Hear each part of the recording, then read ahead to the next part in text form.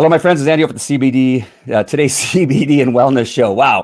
I'm so excited to start the show. I skipped through my name and only called it part of the name. I'm so happy to have this show. I've been watching Dr. Lisa is what I'm going to call her because over the last several weeks, I found her. I don't know how we found each other. Somebody may have shared one of the videos with me or something like that. And then I've just been totally engrossed in her live broadcasting. And then she was on a panel the other day, and all of it has been fantastic. And so I'm excited for the show because it comes from a slightly different perspective than the doctor I interviewed the other day, Amanda Myers. Just in a few ways. And I really like to get different perspectives. That's how I think I grow, is by listening to many different people, even the people I disagree with, right? Because you want to know what the arguments are. And so I think it's important, and that's not the case here. I really enjoy everything that Dr. Lisa Koche has been saying and talking about. And so what I'm going to do is really quickly read a little bit of her bio. That way, when she comes on, we can get right into her story.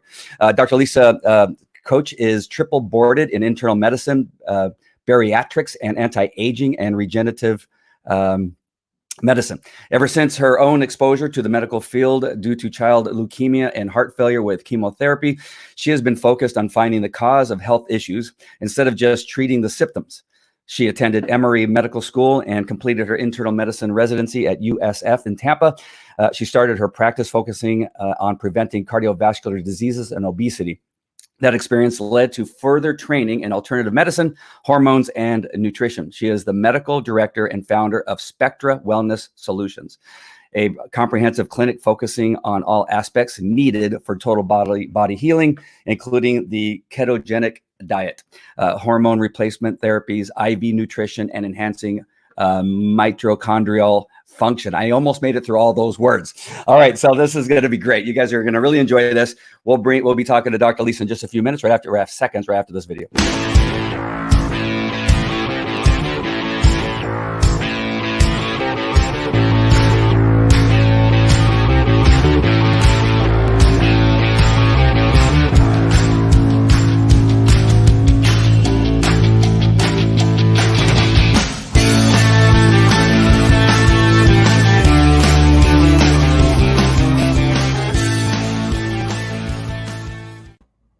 Hello, Dr. Koche. I hope I'm saying that correctly. Absolutely. Okay, good. I watched enough videos. You think I would know it for sure by now. First of all, how are you doing today? I'm doing great. Thank you so much for having me. I know this morning you had a live video and you were pretty fired up, and we're going to talk about that a little bit later on. But before we do that, I want to know a little bit more about your history as a child. You know, based on your bio, you found interest in the medical field really early in your life. Absolutely. So I like to describe it as the why me story. And at the age of 15, that was the question that popped up.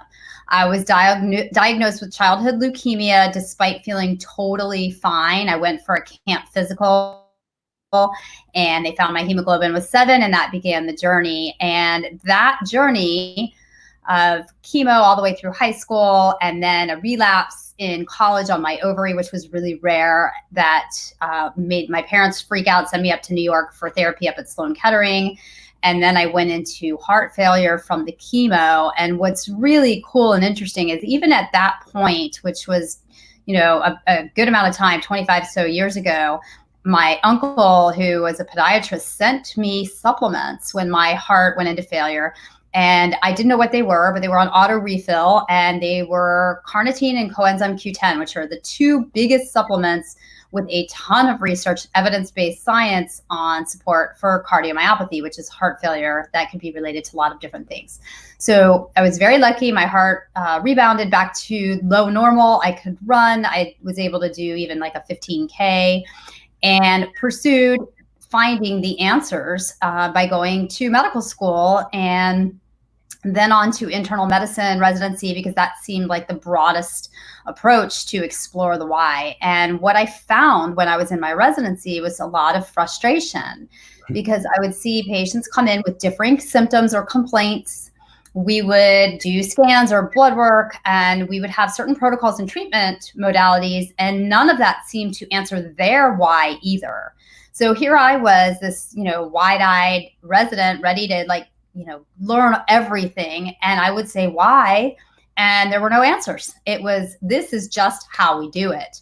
So from that young age, I decided I was going to have to find the answers myself. So that's been sort of the story of the journey, where I started my practice in internal medicine, trying to prevent disease, because I figured if I couldn't always find the why, maybe I would find, get people on the path so that they wouldn't end up developing disease. And on that journey, I taught myself nutrition and went into a fellowship in integrative medicine and trying to prevent obesity, and found, my way through hormonal imbalances and things. And my own body, each step of the way, has almost been like a surrogate teacher, where as soon as I was meant to learn something new, something would happen to me. So I was lucky enough to get pregnant. Nobody really thought I could after 5 years of chemo and one ovary. They had to remove one from the leukemia. And after I had my daughter, I went into an immune-related issue with Hashimoto's and psoriasis and sinus problems. And I was told I would need eye surgery, along with a lot of other things. And at that point, I discovered I was exposed to some other modalities, which we can get into later if you want to, muscle testing and very out-of-the-box Eastern medicine things. And each step led to the formation of a very robust clinical practice that I have in Tampa. We have probably close to 8,000 patients, and I have a team of healers. So I have the naturopath who does kinesiology or muscle testing, which was able to find all the problems. I at that point, I had been to endocrinologists. I had done what I was supposed to do. I was highly educated. I had taught myself integrative medicine. I was eating clean. And I was still exhausted. And I was seeing patients every day who were exhausted and asking me why. And I didn't have the answer. And a friend of mine was going to close her practice because she was tired. And she heard about this guy who was doing muscle testing. And I went to go see him. And the first thing he said to me, as soon as he was done with his evaluation, which, by the way, the whole time he was doing it, I was saying, are you kidding me? Is it really this easy to get some other additional answers? And I sat across the desk from him, and he looked at me and said, how are you functioning? You must feel like awful. And I just started crying, because it was just, here we go. We've got some answers finally. And he now works with me full time. He has 40 years of experience as a naturopath. And then later found an upper cervical chiro who also does energy work, and then turned onto the spiritual side of healing. So I've been guided with my own body every step of the way. Wow. That was a lot. There's so many things going through my mind. That was the fast so many things going through my mind as you were talking. So many lessons learned, and having a joy in your pain, in the sense that once you're through it, you're going to be able to take everything that you learned during that pain and then send it out for other people to learn from your pain. And there's so much of that in your life. And then the why, asking why. I didn't ask why until I was in my late 50s, right? I was just figuring that, Kaiser Permanente was always going to take care of me. They've always been my healthcare, right?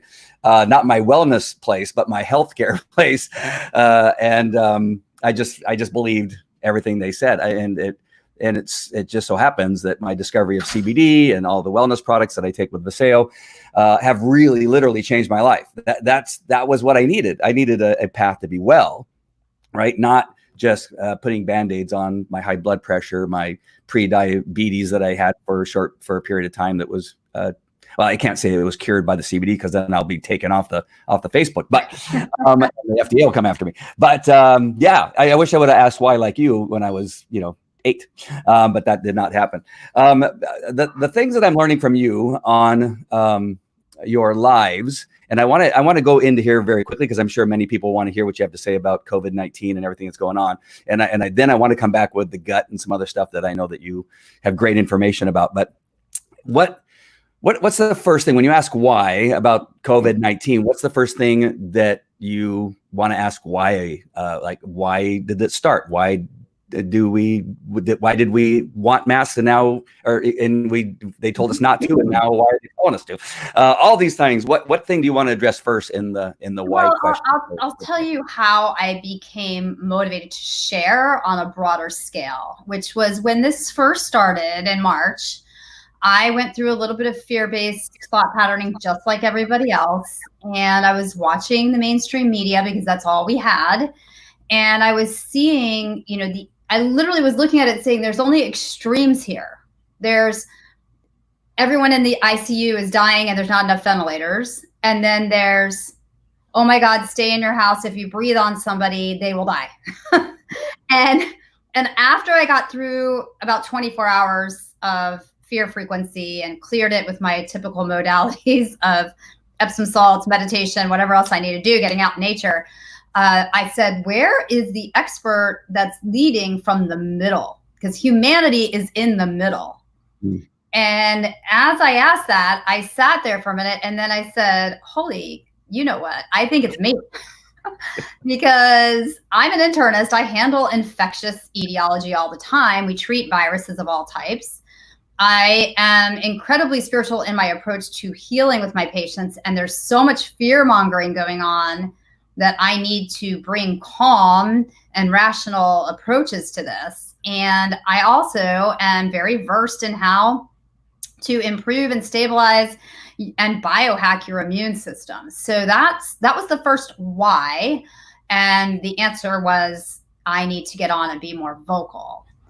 Then became many more whys as I watched. So I started. Can I want to jump in only because I love what you just said. And I try to teach this to entrepreneurs all the time who are kind of scared of telling the world that they are a leading expert in something.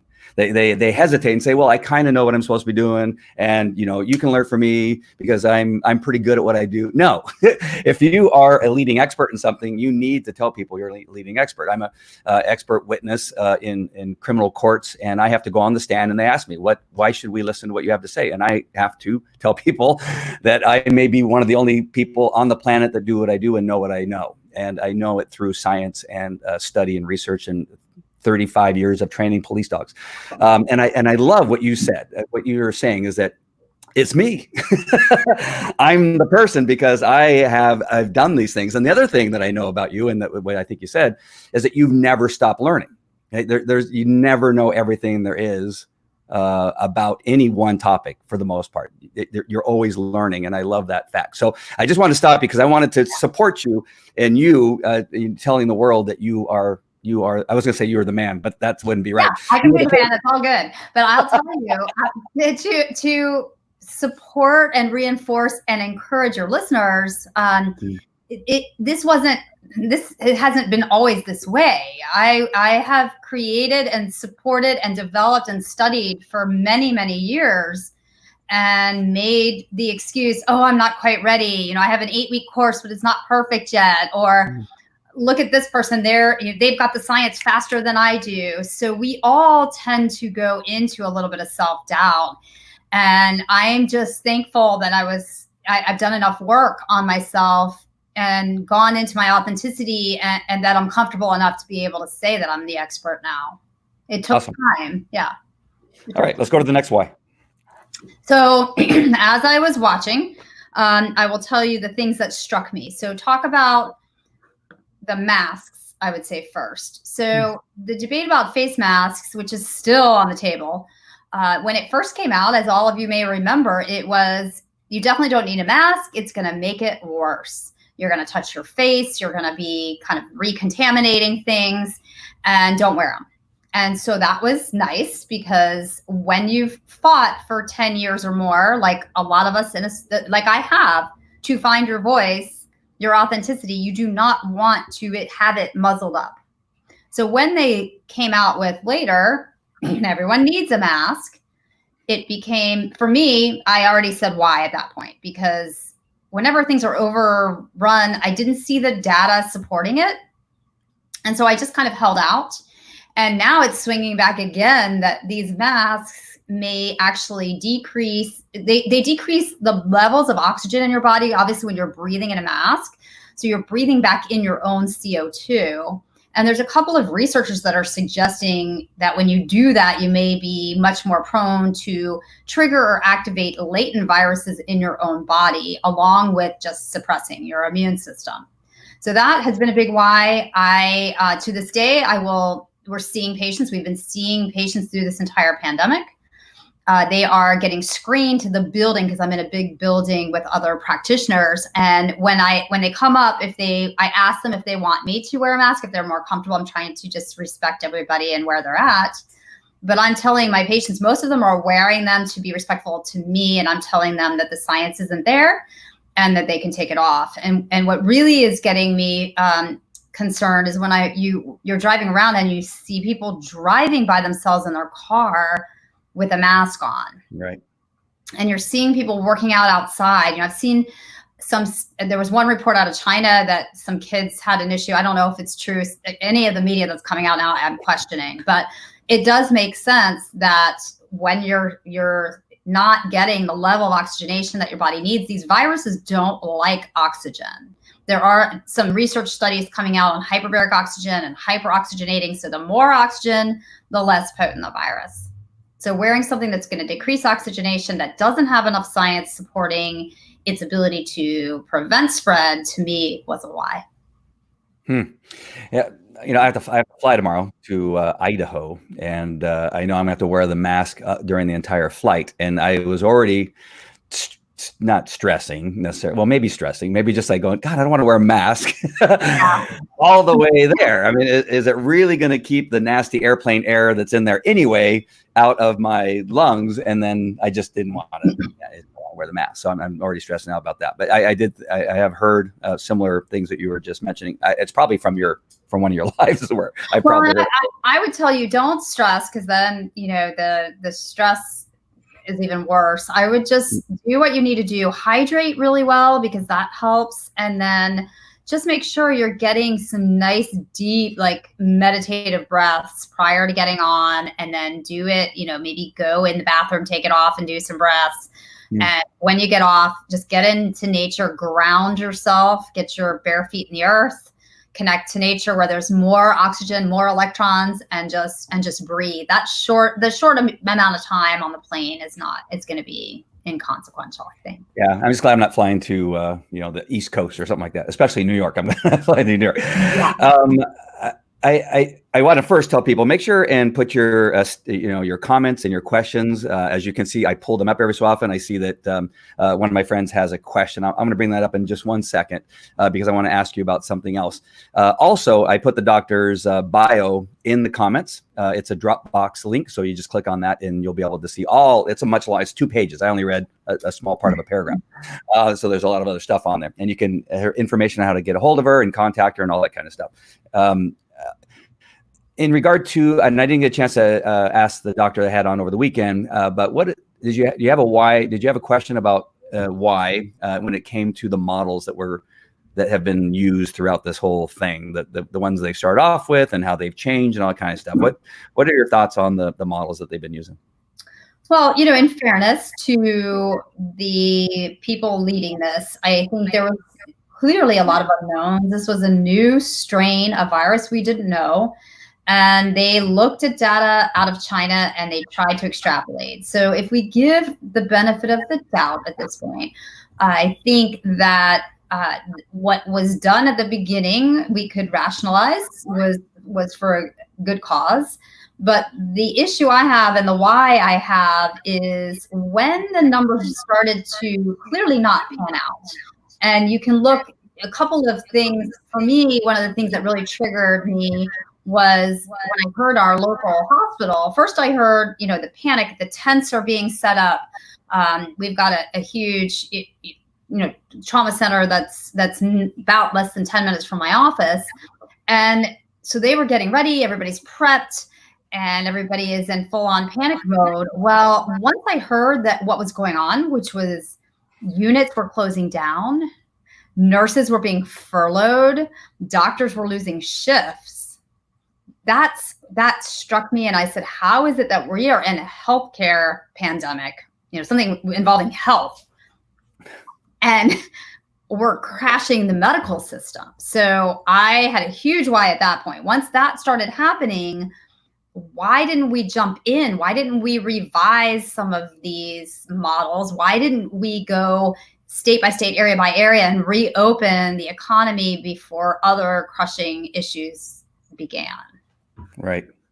And that leads to, what places have been deemed essential: liquor stores, marijuana shops here in California, Costco, Walmart, but other places where, small mom and pop things are not essential. The people that really need, their 10 customers a day or 15 customers a day. It just seems that it's just really been strange in many cases. You can't walk out in the open for a period of time. We couldn't go to the beach, and you can't go to the state parks where it's wide open space in the air, but you can go to Costco and shop amongst about 100 and something people in it. Yeah. And look, that's a huge why that everyone should be asking. And there's, demanding answers instead of just, it's okay, okay, we'll go do it, which is what has happened collectively. But I think we're getting momentum. Whatever has gone on here, enough people are finally asking that hopefully more and more answers are going to be coming out soon. Yeah. What are your thoughts on the doctors? I don't know if I'm sure you probably did watch the 2 doctors in Northern California. And then we had a doctor, I haven't put it up yet. Somebody sent me a recording off their phone of a doctor that gave a magnificent speech in Riverside. I'm not sure if you heard him. I don't know his name, but it's I'll send it to you. It really is good. He had a lot of whys, like, why the hell are we doing? So it's so good. Why is it seems like the doctors like you and the doctors in Northern California who are right there in the middle, right? The ones actually doing the work and seeing the patients, why their YouTube channels are being, shut down. Look, you talk about the 3 things that made me get so fired up that I was ready to step in and really speak from an authentic place of my intuition and my knowledge. That video, those doctors were so raw and authentic, and they were only quoting their own data, and they had answers, and they were calm, and the reporters were trying to kind of push them, and they weren't wavering. So when I watched them, and it's an hour-long video, it should still be up on my Facebook page too. If you scroll way down, there's my main why video, and you'll see that video right next to it. And that one I sat and watched, and I said, these are my fellow docs. These are people like that I would have gone to school with. They are honest, they're raw, and they are frankly badass. And I need to start talking, and I need to support them. And the fact that their video, in the fact that was taken off of YouTube, that is censorship, that we should all be saying why. Why can't they talk about their own data? Why and who? Who is censoring that? Who's making those decisions as to what videos can show on YouTube and what videos cannot? So that one rocked me really to the core. There's so many things that are just get me a little bit uptight, and I'm a fairly easygoing guy. that was one of them. And then thankfully I got another link to the video probably that you have up on yours now. Again, I've hesitated putting up because I've already been shut down once before by Facebook because of something I said about CBD. So I know how these things work. I want to talk about testing, and then I'm going to probably come into the bill that you were talking about this morning. But before I do that, I want to bring up this question here. Sorry, joining late. What are the doctor's opinion that some studies are suggesting that virus is not causing pneumonia type stuff and is actually causing blood clots? Well, it's not the anti. Yeah, so that has been part of the journey of this virus. When we started out and we heard it was primarily an upper respiratory virus, it didn't seem to follow the trends. And that was another big aha moment for me. I don't know if you saw the doc out of the Bronx who came on pleading, and he was exhausted, a critical care doctor. Did you get to see that one? Yeah. Okay, so he spoke directly to my heart as well, because he was on there pleading, saying that we are treating people incorrectly. This is not a typical pneumonia, ARDS, which is acute respiratory distress syndrome, and the ventilator is killing them. And he was so adamant and so just really factual in what he believed that he ended up stepping out of the unit there and going back into the ER, refusing to put these people on vents. And remember, that was only a few short weeks after we heard about the ventilator crisis, and we're seeing ventilators everywhere. And then you're seeing docs, showing rooms filled with ventilators, and the hospitals are closing or their wards are shutting down.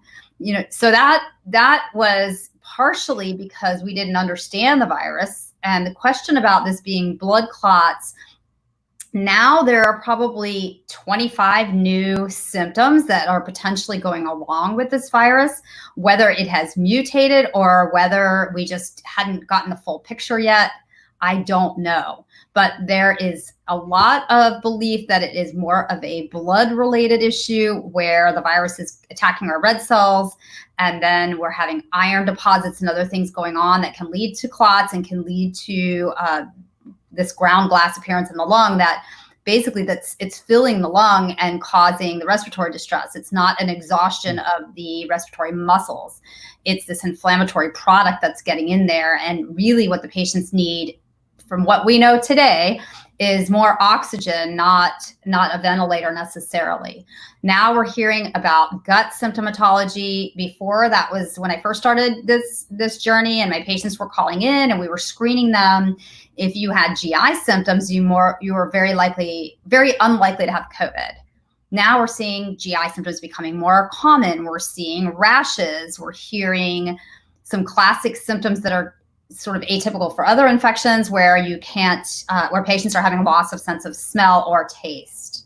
So this is, it's an interesting virus. It's a novel virus, and it is also mutating rapidly. So whenever we kind of have our handle on it, it seems to shift. Right. One thing I was thinking today, I was watching the hearings today, and I do, because I just, even though they frustrate me, I still have to watch and see what the heck is going on. What are they saying? During the impeachment, they at least, no matter what side they were on, they had attorneys, they had lawyers speaking on law, right? Because the career politicians who've been stuck in whatever they're doing forever are political, but they obviously brought in political lawyers. But at least you had a lawyer who understood law and that kind of stuff. One thing I was thinking, why didn't they have any doctors, MDs, asking critical questions of Dr. Fauci and the rest of the team that was on there, and economists who would ask about, how is this going to affect the economy? Instead of the political questions that were asked by, I'm not going to name any names, but they were very political, which really got us nowhere. I got no more information than I would have got out of, CNN and MSNBC, right?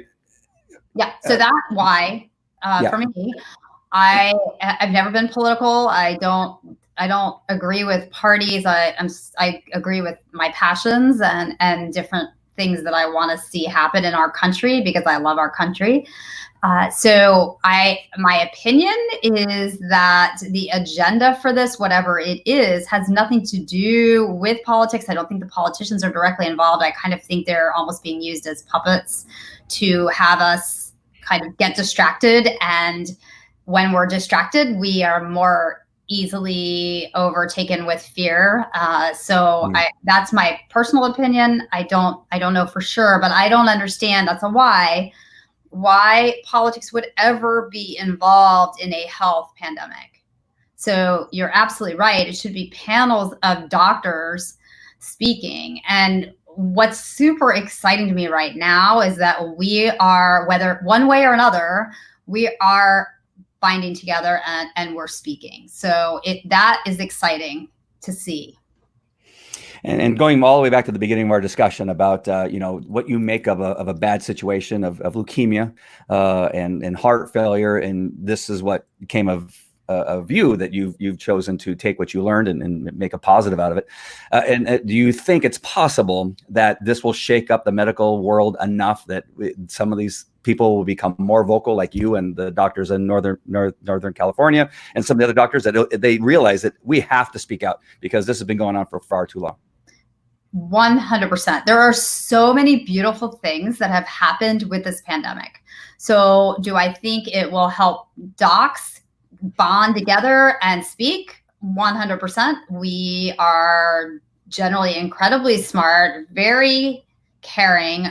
We go into medicine to help humanity. And we can't sit back and watch this. So a lot of my colleagues are wanting to be more vocal, and I'm trying to help lead by giving them ways to do that.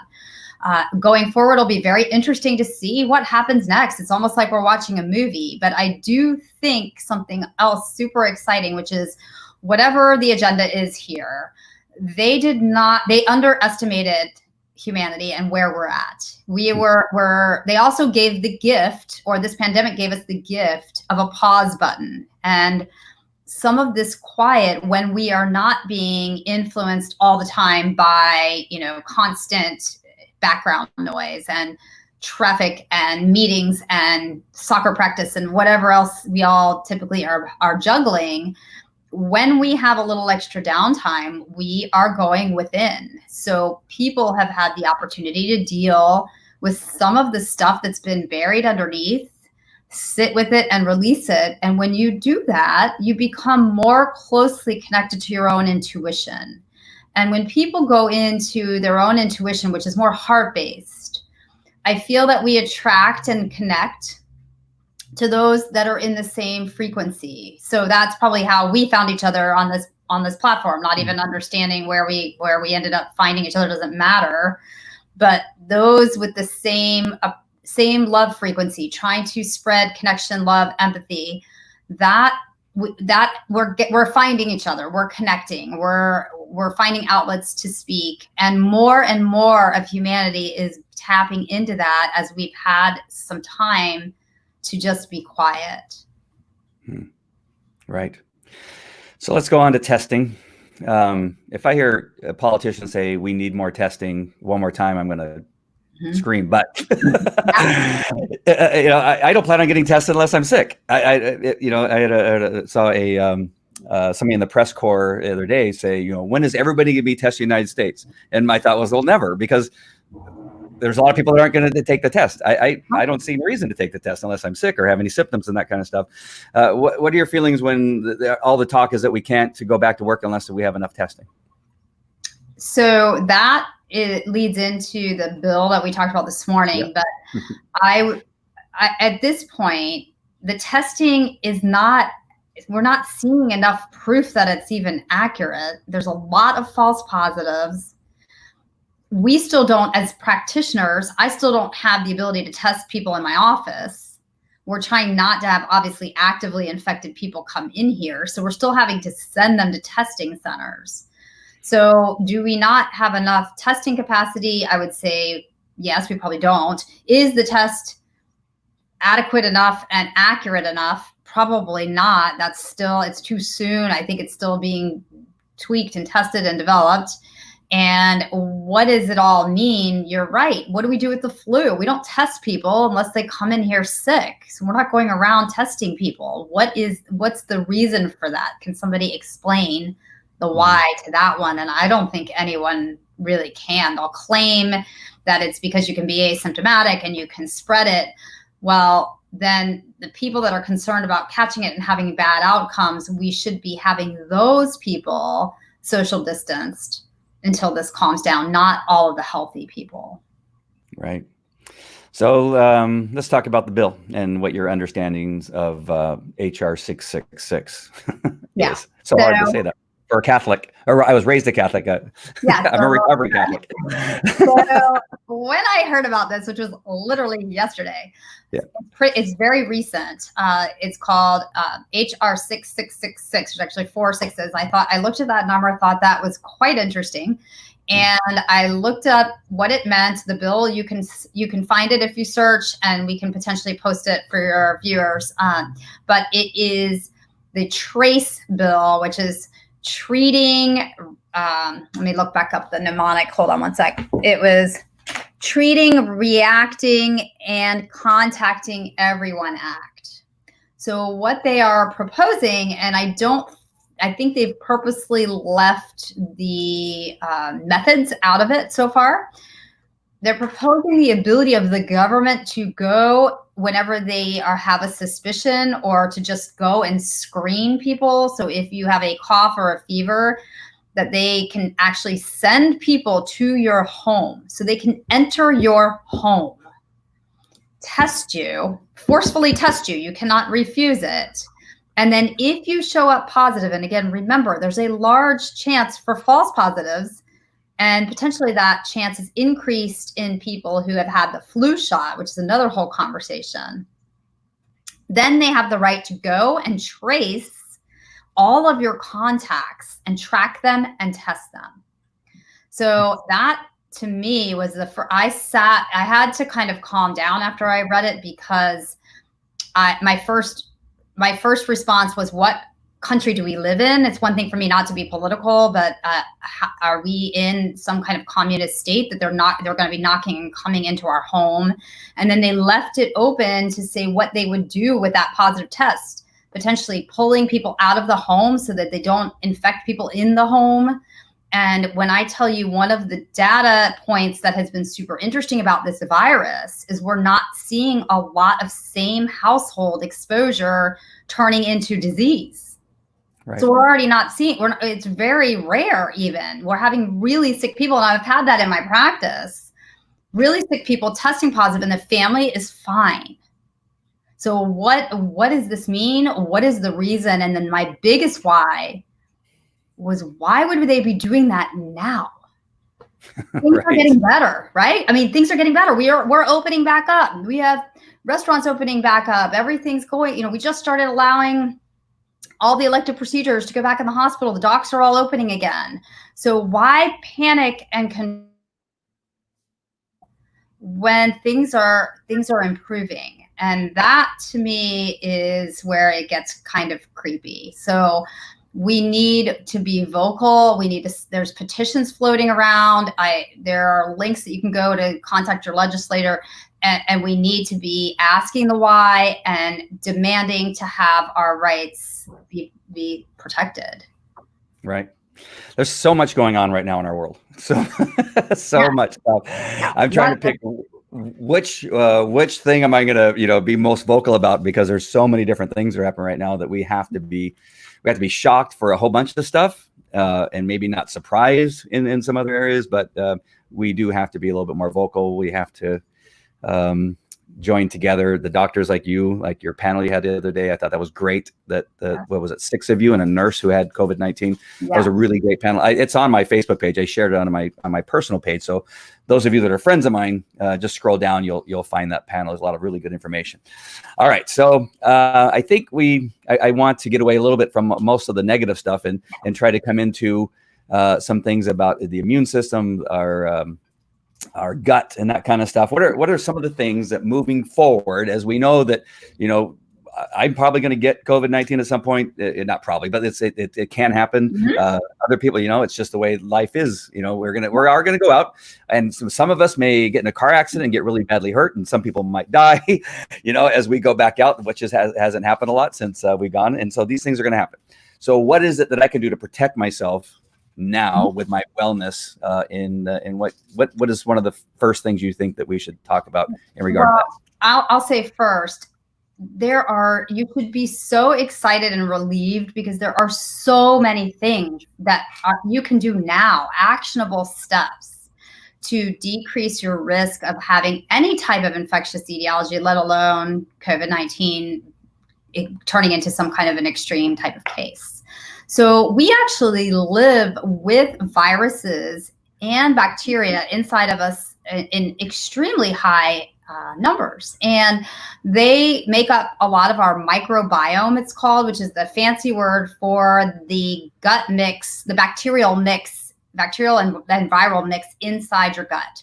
So how I describe leaky gut is that your colon has a huge surface area and it's in touch with the bloodstream every step along the way. And most of us, if we haven't approached or treated our gut in any way, over time have developed this condition where the lining of the intestine becomes leaky. So there's like little holes, and they're microscopic. So even with a colonoscopy, they're not visible. And then what happens is food particles and chemicals that were supposed to go out with your poop just to be eliminated, they end up crossing that barrier and getting into your bloodstream. So when you have toxins and chemicals and pieces of food that were not supposed to be there, you will overload the second line of detoxification, which is the liver. And then the third line of detox, which is the skin. So a lot of times when I have patients come in with an unhealthy gut, they'll have skin issues, eczema, acne, hives, rashes. They will have signs and symptoms of a liver overload where they may not tolerate smells very well, or they get headaches easily when they're outside or exposed to toxins, or they feel like if they have a drink where they used to tolerate it, now they don't. And some people don't have the gut symptoms, but a lot of people do, of bloating, constipation, diarrhea, different alternating symptoms that can happen when you're not digesting and absorbing appropriately. So most people do have leaky gut. If you've had Advil, if you've had, again, a lot of alcohol, processed foods, antibiotics, which all of us have had, especially as a kid, if you've had a lot. And getting that healed, which is very doable, is the number one thing you can do to decrease risk of immune-related issues. Your immune system is about 80% based in your gut. So people don't realize that. And you can get very active in healing that in a couple of easy steps, which I'll list off one or two. One is a high quality probiotic. I can list the one I recommend, and we can get it on the website, that is going to work on both yeast and bad bacteria. They're like the police inside the colon. So when you have leaky gut, it's almost like the inmates are ruling the asylum and the bad guys have taken over. Right. So you want more of the good guys, which is the probiotics. So I believe everyone should be on a probiotic. There are antibiotics in our food and water, unfortunately contaminating, and they kill off the good guys. So replacing them is incredibly helpful. The other huge step, besides considering probiotics, is really just taking a look at your diet. When you have leaky gut and you're inflamed, if you eat grains, especially inflammatory ones like gluten, which is now being grown with glyphosate, which is a pesticide, Roundup, you will continue to inflame inside your gut and not heal appropriately. So we usually, to get that gut healed, need to remove some of the more inflammatory foods for a period of time while we use different types of nutraceuticals and supplements to get that lining back healed. All right. So are there any like foods that are a probiotic? I mean, is like any like cabbage, what is it called? I forget what they call it. Like kimchi. Kimchi's actually got a lot of great research with it. Yeah. You can get kombucha, kimchi, some of the cabbage fermented products.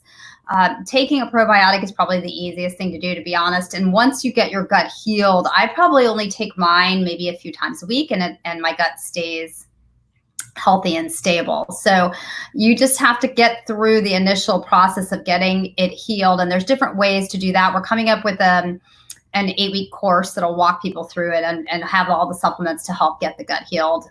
That'll be rolling out pretty soon. Yeah, you kind of got me. I kind of like smiled or snickered when you said Advil and then you said alcohol, because I remember as a cop, I wasn't that healthy and I was in a lot of pain. On the weekends when I wasn't working, I can't remember how many times I probably took 4 Advil with a beer. Right. That was just like this will supercharge it. This will make it even better. Like God, I think about all the stuff I used to do to destroy my body. Now. I thought I was bulletproof at the time, but I did wear a vest, so I did do that. What about our immune system and vitamins? Is there a regimen for vitamins? There's a couple of heavy hitters when we look at supporting the immune system, and by now everybody's probably heard about the importance of vitamin D. Mm-hmm. So vitamin D, which comes from the sun, even here in Florida, most of my patients have very low levels if they're not supplementing. Because you have to really be outside for almost an hour a day with most of your skin exposed to hit levels where we want them, which is usually between 50 and 100 on a typical lab test for vitamin D.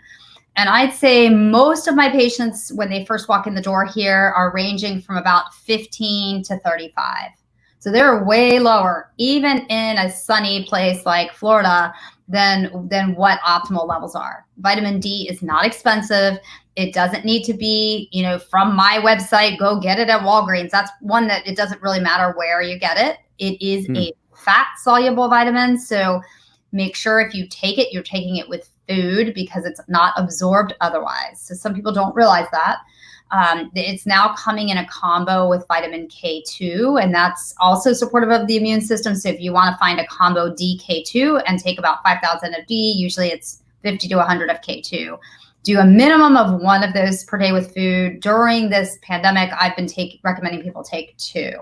That's probably the number 1 vitamin. And actually, over the past week, I think there's more studies that have come out. So I'm going to pull those and I'll speak about them on my lives with supporting vitamin D and looking at outcomes from COVID-19. Supposedly the ones with lower levels are showing a direct correlation with worse outcomes. Vitamin C, it's an easy one. Again, not expensive, easy to find. Vitamin C IV is being used in hospitals, even in New York. I know they used it in China, and they were using it to actually heal people that were not responding in the units. So taking vitamin C, which is, again, available, easy, about 1,000 milligrams with meals. Sometimes people get diarrhea and then we have to back it off, is a good one to go ahead and make sure you're taking as well. So those are probably the top 2 immune support. There are a lot of other ones. We're talking about minerals helping the immune system, such as zinc and selenium. There's studies coming out on both of those. There are other immune boosting products. We have some natural antivirals, but I will also speak to what drives the immune cells, which is the engine inside of them. And the engine inside of all of our cells is our mitochondria. That's the word you tripped up on at the beginning. I did not. It's a big one. So most of us remember learning about mitochondria in high school biology. And we study it and we forget it because it's really complicated. And what's super interesting is it's not brought up in medical school. So we don't really talk about mitochondrial abnormalities. There's some very rare diseases, but that's about it. And what I have discovered on my journey of healing myself and my constant why with my patients is that a lot of the symptoms we are dealing with day to day. So forget just the immune system and preventing COVID. Brain fog, fatigue, just not being on the game, not being on your game, decreased capacity to work out, those types of symptoms, which are everywhere, more stress, less focus, those things can be attributed to the inability of the mitochondria to make enough energy. So they take electrons from the food we eat, and they take oxygen from the air we breathe, and through a very complicated set of steps, form ATP. ATP is the fuel that drives our cells. So without adequate ATP, our immune cells, along with all of our other cells, cannot work at an optimal level. So looking at hacking your immune system is always going to involve the state and number of your mitochondria. And I thought you're born with mitochondria and that's it. Like that's your lot, protect it. And if you lose them, good luck, peace be with you. So for me, I had a lot of damage to my mitochondria because that's what chemotherapy does. I had 5 years of chemo and it kills them directly. So when I found out, and this was only about 5 or 6 years ago, that you can actually make new ones, I was sold. I just said, sign me up. Let me figure out how to do this. And there are ways to trigger the production of new mitochondria along with repairing the ones that aren't doing really well. Awesome. Very good. All right. So I want to wrap up with something with what I think is really important about what it is that you do, and maybe something that you do that's slightly different than what I hear many other doctors do. And that is that you have clearly connected your thoughts and your heart and your soul and the things you speak to yourself and speak to the universe as part of the healing process. And can you speak about how that first kind of came about, and then and why you think it's so important to talk about. Yeah, absolutely. So as I healed my body and through all these incredible modalities and intermittent fasting and the ketogenic diet, which are two of the big things that trigger new mitochondria, and gotten my guts, straightened out, I was feeling probably about 60 or 70% better, but I wasn't all the way there. So here comes my why. And I got exposed to energy healing. And it was the university that's local actually called me because somebody had developed this piece of equipment that had color, music, and vibration. And it looked like a big tanning bed. And the people who were getting in this bed, they said their immune system was improving. They were reversing type 1 diabetes. Their pain was going away. And the university said, wow, this is super interesting. It's a little out there for us to study. Why don't you call Lisa? So I got called.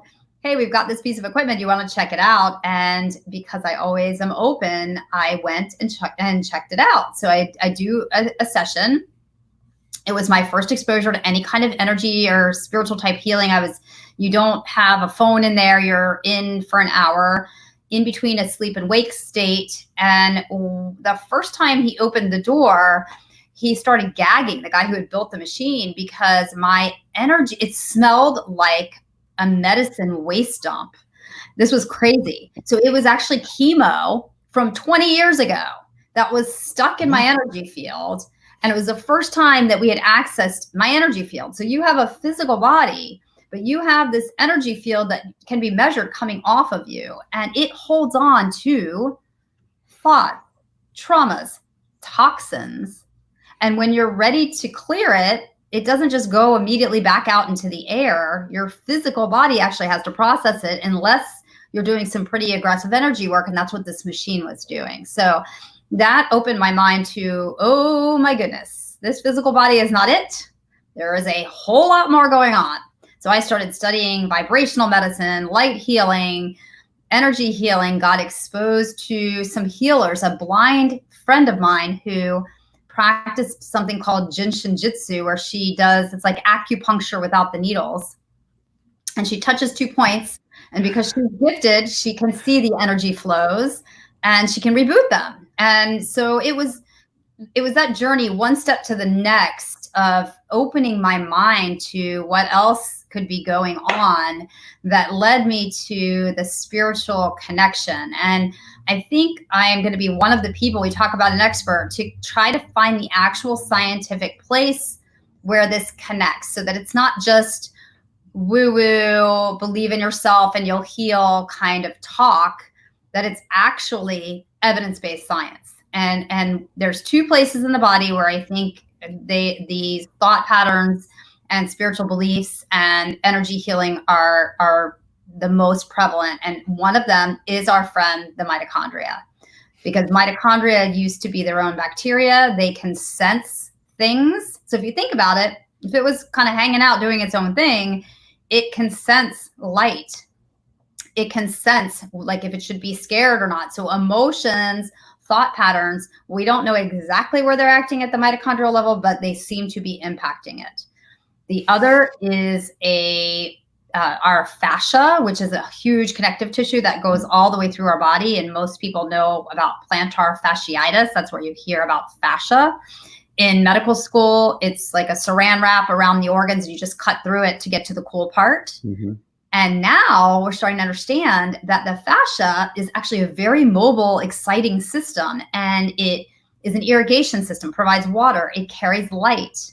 And it may actually be the organ, if we want to call it that is providing the connection to consciousness and energy frequencies that are allowing us to connect to others and bring it into our body. So a lot of really fascinating, cutting edge things that we are just now trying to understand. And if you look, have you seen Emoto's water studies before? No. Okay, so I would love to have you. That's one of the easiest ways to understand what I'm talking about. If you look up Masaru Emoto, Emoto, he's a Japanese researcher who studied water. And what he did is he blows up water and it looks like a crystal, which is really cool. And he talked to the water and he said, I love you. or he said, I hate you. I And have seen that. Okay, the crystal will distort with negative things. So you play like heavy metal screeching and it looks awful and discordant. You play Beethoven and it is gorgeous. So this water and understanding that it can respond to words and thoughts.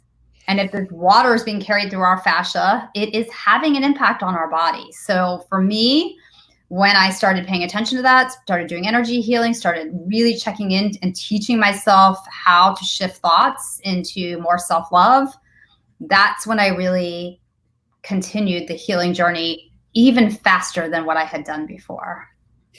Wow. All right. So I am sometimes known for asking cringy questions, and I hope you don't mind.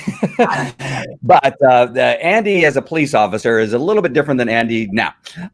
But if you would have brought all this up, if I would have come to you as a doctor and you now go into this guy talking to water, you know, the healing of positive thoughts and all this kind of stuff, your credibility with me, right, at that moment would have dropped down to the floor and I probably would not have returned.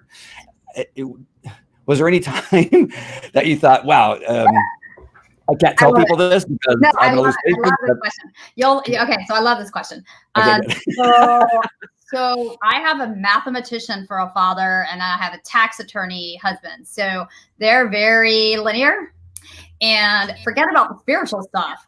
Just when I started talking about vitamins and selling vitamins in my office and doing muscle testing, my dad, especially both of them, what are you doing? No one's going to come back. You're messing your credibility. You went to this incredible medical school. And I just sat there and said, if it worked on me, I'm not going to send them to GNC to go get their vitamins. So I appreciate your concern, but the right people are going to come. And they're gonna come and they're gonna be excited that I have these vitamins. So fast forward to the spiritual stuff. I'm very attuned to my intuition. So a lot of my healing happens when I get in the room, and I can tell when patients are ready to hear some of this kind of extreme thought patterns over on the spiritual side versus not. And I always meet people where they're at. So if I feel like they just need baby steps, I'll have them go on YouTube and type in guided meditation, and I give them, you know, a very basic, the honest guys, they're my favorite ones. And I just tell them to go and go listen to it for 10 minutes a day. And that's it. And then a lot of times they'll come back and they'll be asking for more. So I'll just inch them along. And the truth is, if they don't come back after I bring up, and again, I don't go into extremes of what I just told you, I will meet people where they are. So if I just bring up, hey, there's electrons coming from the earth. If you put your feet barefoot in the earth, you're going to feel better. If they don't want to do that, they don't respond, then we don't go there. We'll stick with, how can I refill your blood pressure meds today? and you know, maybe you need a stress test. I blend traditional with all the integrative. And then next time they may come back and ask me. And if they don't come back because they don't want to deal, and I do see that too, I may pique interest and I may ask very probing questions, I guess, like about their lives and, you know, where do they think, why they came down with these problems. Then if they don't want to share, they either don't come back for a while or they don't come back at all. And I'm okay with that because I'm not the right healer for everybody. Right. Oh, I went out of focus over there. We are. There's my buddy. Did you hear this is Bo. This is my youngest son. He's 6. Buddy. But I had to give him a hug because they've all been hovering. I don't know if you've noticed, but I saw the coloring in the background. They've actually been pretty good. That was for an almost hour-long thing. They just now set off the alarm. Okay. What? You set off the alarm in the middle of my broadcast? What? Package. Oh, okay. A package? Somebody drop off a package. Okay, maybe it'll be something really good. All right. Well, is there anything that we did not talk about that you really wanted to speak to today? Or I think we covered a lot of stuff. I think we covered plenty. Yeah. You know, what's funny is the numbers really didn't change that much. They stayed up in the higher numbers and didn't drop down. I think people were so busy watching that they weren't even typing that many comments. For me, to the audience, if you're watching the replay, please type in the comments where you are watching from, what your name is. The comments helps generate and move this video to other places where some people might not have seen it. So I really appreciate the comments and the emotions, if you could put them on there. I've also put two things on there, and that is Dr. Lisa's bio. You can click on that and you can get a copy of it. Has all of her information in there. I also put the bill that she brought up, 6666. I think I left off a 6 the first time. 4 6s because I got into the Catholic thing and wrote up on 3. And the other thing I wanted to tell you is that I think I should try to connect you with Dr. Meyer, who is a good friend of mine. She's in the mastermind group I run.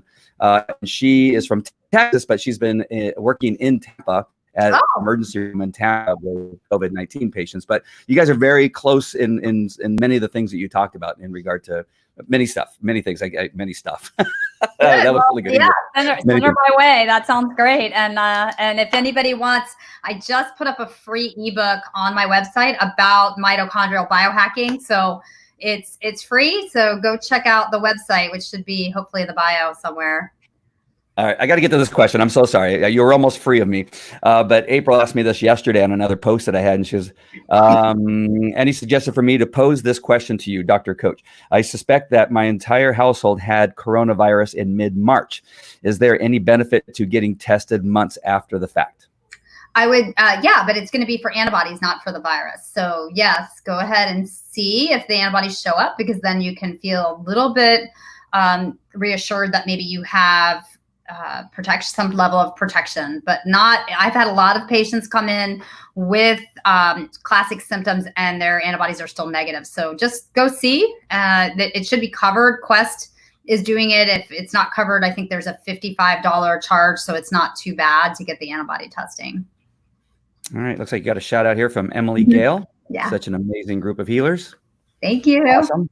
I may have to move to Tampa just to get closer to your location over there. Yeah, well, let's stay connected. I would love to stay connected with you because I love everything that you're doing. And if there's anything I can do to help you and push forward your message and maybe do another interview if you want somewhere, somehow. That'd be great. Thank you so much for your time. All right. I appreciate it very much. All right, guys, this will be it. I'll talk to you later. And thanks again, Dr. Koche. We really do appreciate you. Okay. Thank you. All right. Bye-bye. Have a good one.